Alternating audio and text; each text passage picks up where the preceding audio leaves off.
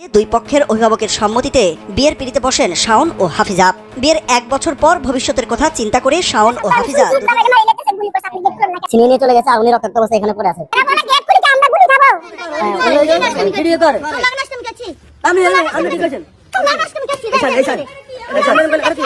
ঘটনাটি বরিশালের বরগুনাতে। দীর্ঘদিন ধরে প্রেম করার পরে ঢাকায় আসছে প্রেমিক আর প্রেমিকা, নিল একটি বাসা। সুপ্রিয় দর্শক শ্রোতা, আসসালামু আলাইকুম। দেশে এবং প্রবাসে, দূরে এবং কাছে, যে যেখান থেকে আজকের এই ভিডিওগুলো দেখার জন্য প্লে করেছেন, দর্শক সবাইকে অনুরোধ করব সম্পূর্ণ ভিডিওটি কন্টিনিউ করবেন, কারণ বিশেষ বিশেষ কিছু তথ্য আজকের এই ভিডিওতে পাবেন। সুপ্রিয় দর্শক শ্রোতা, প্রেম করা সবার জন্যই ভালো।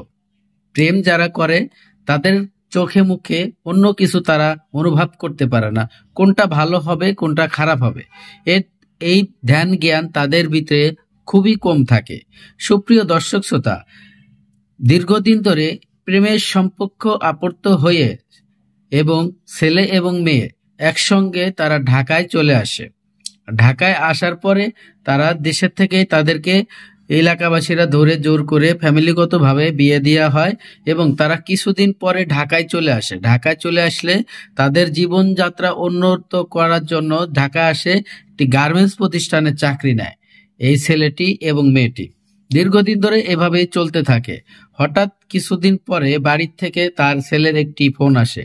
সেই ফোন আলাপে এমন কিছু তথ্য পাওয়া গেছে এবং এমন কিছু ঘটনা জানতে পারা গেছে এবং মেয়েকে দুনিয়ার থেকে বিদায় করে দিতে বলা হয়েছিল, কিন্তু ছেলেটি প্রচুর পরিমাণে তাকে তার স্ত্রীকে ভালোবাসতো, যার জন্য এই কাজটা সে করতে চায় নাই।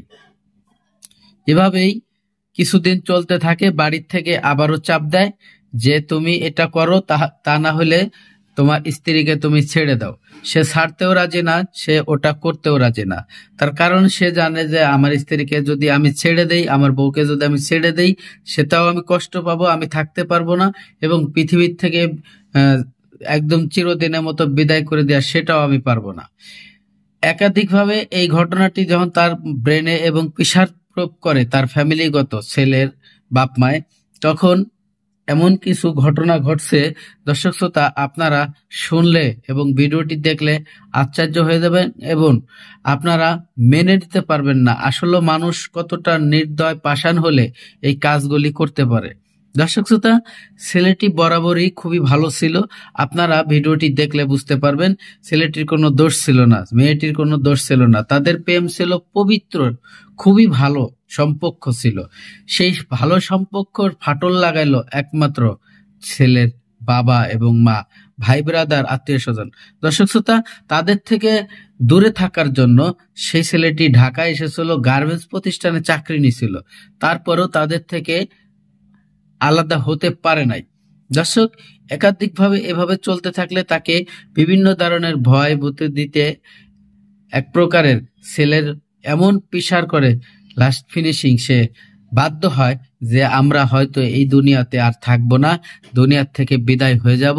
কিন্তু সেটা ছেলে একা না, ছেলে পরিকল্পিতভাবে বুঝতে পেরে তার স্ত্রীকে কিছুই বলে নাই, কিন্তু তাকে আগে সে শ্বাসরোধ করে একদম দুনিয়া থেকে বিদায় করে দিলে তারপরে সে নিজে আত্মহত্যা করে।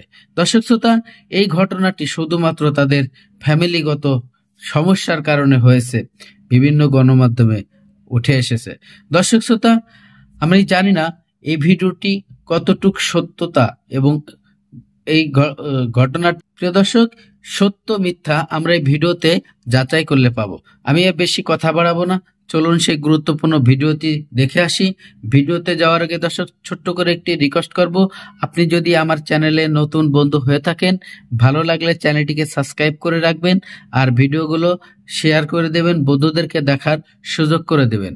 তা চলুন আমরা সেই গুরুত্বপূর্ণ ভিডিওটি দেখে আসি। কই না ভাইয়া, কি খবর? আমি তো বুঝছি বুয়া তেমনি অসুস্থ মানুষ। শাওনের বউ মানে গলায় ধরে দিচ্ছে, এই তো আমি শিখে শাওনের হুমন্দি ফোন দিছে, আম্মা খবর আনছেন কই কি কই শাওনের লাগে 2 একদিনে কথা কইছেন কই না